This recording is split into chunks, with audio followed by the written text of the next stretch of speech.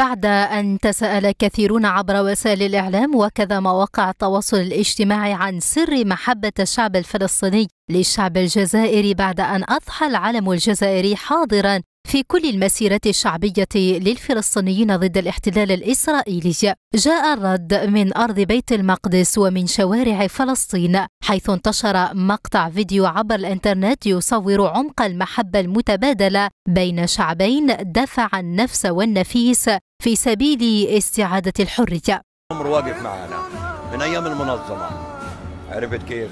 عشان هيك هو مرتبط بالشعب الفلسطيني. نعتبر حالنا كلنا شعب واحد، الجزائر كل الأمة العربية شعب واحد. الجزائر بلد المليون شهيد، قدموا مليون شهيد عشان ينالوا حريتهم، وهم بيحبونا كثير وبتضامنوا معنا دائما واحنا بنتضامن معهم. عارف انه الظلم اللي عاش فيه الشعب الجزائري نفس الظلم اللي عايش فيه الشعب الفلسطيني.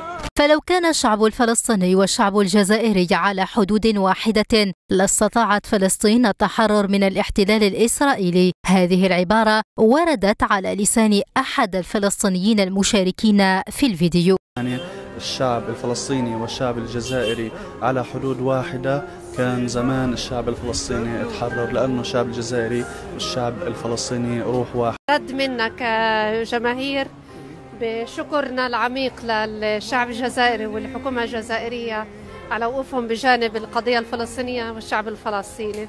هو عين فقط من شعب بأكمله يعي جيدا مدى ترابط الجزائريين بقضيتهم الأولى فلسطين ومدى إخلاصهم وتعاطفهم مع هذه القضية. فالجزائر بما تمثله من دعم للشعب الفلسطيني كانت أولى المحطات التي برزت فيها الدولة الفلسطينية، والجزائر كانت ولا زالت وستبقى مع فلسطين ظالمة أو مظلومة.